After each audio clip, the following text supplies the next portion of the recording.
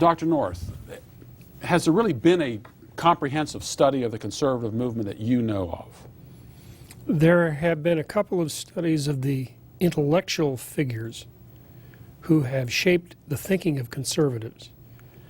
The most famous, I guess, by Nash, and it's a good presentation. But if you're talking about a combination of who were the major figures, what were the major issues, who put up the money, how did the message get out, I am unaware of a one-stop shopping location that you can get that story. Now, there's so much material out there, and of course, I mean, how far back can you go when you start talking about the conservative movement? Because much of the conservative movement, you go back to the Greeks, so a lot of secular conservatism really is Greek in its beginnings. So we need some sort of interpretive grid in order to do this, and you've come up with three. Follow the confession, follow the money, follow the media. What do you mean by those three? It is very difficult to make sense out of any historical movement, especially the origins of that movement, if you do not understand what the message of the movement was by which it gained support. Secondly, you have to know how the movement is funded, especially at the beginning of the movement. And the third thing is, how did the movement get its message to the broader population that eventually came to support the movement? If you ignore any of those factors, you're going to have, I think, a partial consideration of the history of that movement. Now, we talk about, follow the confession.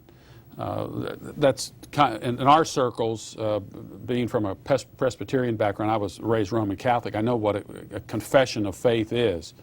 Many people don't see politics as confessional, that there is at the bottom fundamental religious principles, foundational principles that give meaning to a particular belief system. What are some of the confessional elements of the conservative movement?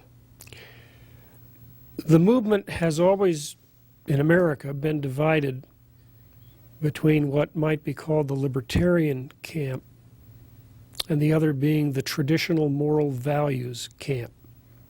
It is still a divisive force within conservatism, and it extends back certainly over 200 years. The libertarian fellows tend to be interested in economics, taxation, economic regulation, what the state is doing to shift resources from one group to another.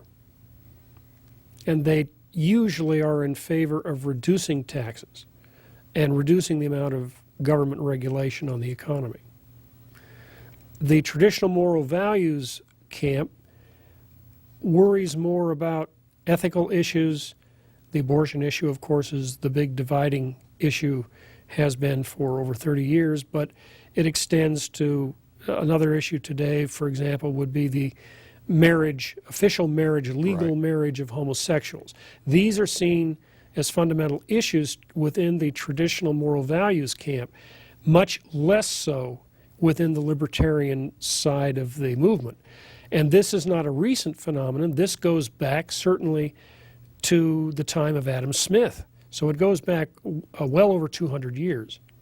And I guess we've really seen that with alcohol, with Prohibition time. You had those who were pushing for that type of legislation as well. So with these moral issues today, while they're different in many respects, there still is this division between these two groups, the libertarians and more the social issue and the economic issue, conservatives. If I were to do a history of liberalism, I would do the same exact, following the money, following the confession, following the media, and the division between what I would call the political activists, the people who believe that by getting enough votes out, by getting enough compromises, by getting enough deals, you can pursue an agenda, versus what I would call the more traditional value liberals who say, no, ethics are the issue. You can't just do this by political wheeling and dealing, that you have to have ethics in it. And we saw that. The big split in that in American history was Lyndon Johnson.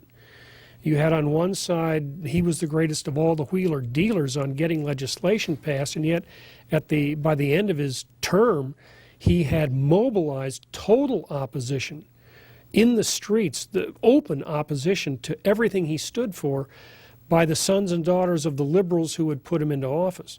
So you have the same division within any organized movement. Now, in our next segment, what I want to do is to talk a little bit about who are some of the prominent figures within conservatism, and then also deal with some of the writings that really had an impact, and also to touch on some other issues or maybe some turning points of the conservative movement, and also to deal with a number of elements of, you know, who were the funders, who were the people who were involved in funding the early part of the conservative movement. So on our next segment, we're going to deal with some of those issues and others as well.